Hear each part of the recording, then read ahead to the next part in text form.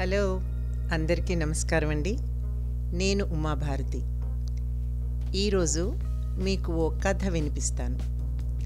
లేఖాస్త్రం అన్న శీర్షికన నేను రాసిన కొన్ని కథల్లో నుండి ఏవండోయ్ శ్రీవారు అన్న కథనం ఇది. కష్టమో నిష్ఠూరమో, కోపమో తాపమో, ప్రేమో కాదో, ఓ సగటు మహిళ తన భర్తకు రాసిన ఉత్తరమే ఈ కథలోని అంశం. నేరుగా కథలోకి వెళ్దాం. ఏమండోయ్ శ్రీవారు, నేనే మీ అర్ధాంగి ప్రణతిని. మనిషిని ఎదురుగా పెట్టుకొని ఈ లేఖలేమిటి అనుకుంటున్నారేమో. పెళ్ళైన కొత్తల్లో నేను రాసిన ప్రేమలేఖల్లా మాత్రం దీన్ని భావించే అవసరం లేదులేండి. హాలిడేస్కి వచ్చిన కొడుకు, కోడలు, కూతురు నిన్నటితో తిరిగి వెళ్ళారు. అదే సమయానికి చుట్టం చూపుగా కుటుంబంతో సహా వచ్చిన చెల్లెలు కూడా పొద్దుటే వెళ్ళింది. సరే, విషయానికి వచ్చేస్తాను. ఈసారి హాలిడేస్కి పిల్లలు వచ్చినప్పుడు మీరంతా కలిసి నన్ను బాగానే ఆట పట్టించారు. అది మా చెల్లెలు, ఆమె భర్త, వాళ్ళ కూతుళ్ళు, అల్లుళ్ళు మన ఇంటికి భోజనానికి వచ్చినప్పుడు. వారందరి సమక్షంలో నాకసలు దేని మీద అవగాహన లేదన్నట్టుగా, చేలో పడ్డ ఆవులా నేను బతికేస్తున్నట్టుగా మాట్లాడారు. చుట్టాల ముందు నేను ఎంత అవమానపడ్డానో కూడా గమనించకుండా మీ గోల మీకేనా? అయినా అసలు తప్పు నాదేలేండి. ఇన్నాళ్ళు పిల్లలతో కలిసి మీరు నాతో చేసే పరిహాసాలని, పరాచికాల్ని పట్టించుకోలేదు. ఎదిగిన పిల్లలు మీతో స్నేహితుల్లా మెలుగుతున్నారన్న ఆనందంలో ఉండిపోయాను. నేను ఇంటిని సరిగా సర్దుకోలేదనో, మన కుక్క పిల్లల్ని నేను సరిగా పెంచటం లేదనో, డ్రెస్సింగ్ విషయంలోనూ పట్టించుకోకుండా ఉంటున్నాననో, ఏదో ఒక విషయంలో మన చిరంజీవులు నన్ను తప్పు పడుతుంటే నా పిల్లలు నాకే చెప్పేటంత పెద్దవాళ్ళైపోయారని ముచ్చటేసి గమ్మునుండిపోయాను. ఇక తమరేమో మీ అమ్మకి ఈ మధ్య ఏది జ్ఞాపకం ఉండడం లేదు, భద్రంగా డ్రైవ్ చేయడం లేదు, వాకింగ్ తగ్గించేసింది, ఇలా లావైపోతుంది అంటూ ఉన్నవి లేనివి పిల్లలకి చెప్పడం, ముగ్గురు కలిసి పడి పడి నవ్వడం పరిపాటైంది. అయినా వదిలేశాను.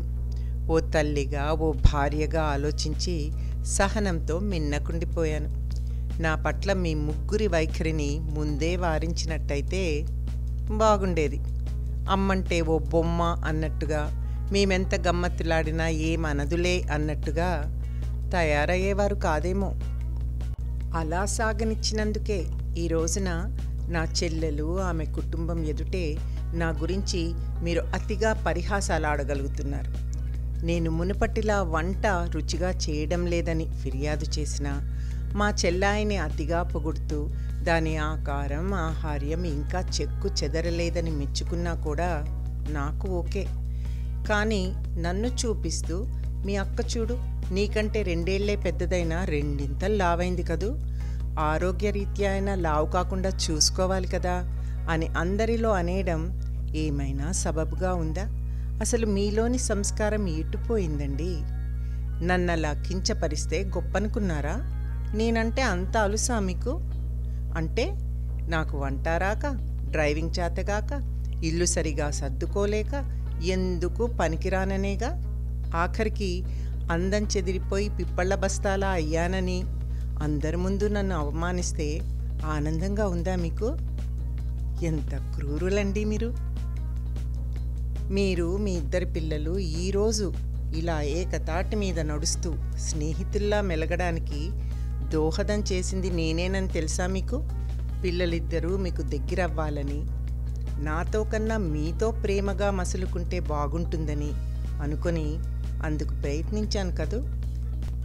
తండ్రి పట్ల పిల్లలు గౌరవ మర్యాదలతో మెలగాలని అన్ని విషయాల్లో మీ మాటలకు వత్తాసు పలికి మీ స్థానాన్ని వారు గుర్తించేలా చేశాను కదూ. అందుకు నాకు సంతోషమే. కాకపోతే మీరు కూడా గుర్తిస్తే బాగుండేది. మీ పట్ల పిల్లలు ప్రేమాభిమానాలతో మెలుగుతున్నారని, అన్ని విషయాల్లో మీ సలహా తీసుకుంటున్నారని, కోడల పిల్లతో సహా మీతో సంప్రదించే ఇన్వెస్ట్మెంట్స్ చేస్తుందని మురిసిపోతున్నారే, అంతటి ఆనందం, గౌరవం మీకు దక్కాలనే నేను తాపత్రయపడ్డాను. కానీ బదులుగా మీరు అన్ని విధాలా నన్ను అగౌరవపరిచారు. రిటైర్ అయ్యే వరకు 30 ఏళ్ల పాటు మీరు రోజుకి 10 గంటలు పనిచేసి అలిసిపోయి ఇల్లు చేరేవారు. మీకెటువంటి అదనపు కష్టం తెలియకుండా పిల్లల ఆలనా పాలనా నేనే కదా చూసుకున్నాను. స్కూల్, హై స్కూల్, కాలేజీ చదువులు అయ్యేంత మట్టుకు ఎన్ని ఉంటాయో మీకు తెలియనిది కాదు. పైగా అమెరికాలో పిల్లల పెంపకం సామాన్య విషయం కాదు. కత్తి మీద సాములాటిదని తమరికి విదితమే.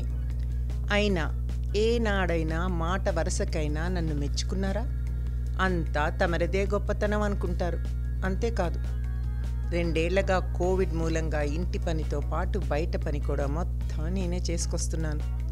నాకంటే పెద్దవారని మిమ్మల్ని కష్టపెట్టకుండా అన్నీ చేసి చేతికి అందిస్తున్నాను. అది కూడా మీరు గమనించలేదు. నేను మీకు బానిసను కానండోయ్. ప్రేమకి, బంధాలకి కట్టుబడిన ఓ మంచి స్త్రీని, మీ ఇల్లాలిని. నేను బాధ్యత గల సహధర్మచారినిగా, తల్లిగా మీకు అనిపించనా? భార్య విలువ తెలుసుకొని భర్తనేమనాలి చెప్పండి? నా మనసుని బాగా గాయపరిచారు. ఇక నేనిక్కడ ఇమడలేను. ఇలా సాగడం నా వల్ల కాదు. అందుకే నేను నిర్ణయం తీసుకున్నాను. నేను నా కుక్క పిల్లలతో పాటు పాతింటికి వెళ్ళిపోతున్నాను. అక్కడే ఇక నుండి నా నివాసం. మీరు కానీ మీ పిల్లలు కానీ నా నిర్ణయాన్ని మార్చలేరు. అది నిజం. ఇట్లు శ్రీమతి ప్రణతి. అదండి భర్తకు ఓ భార్య రాసిన లేఖ. మీకు ఇది ఎలా ఉందో చెప్పండి. మరో కథతో మీ ముందుకు వస్తాను. అప్పటి వరకు నమస్తే.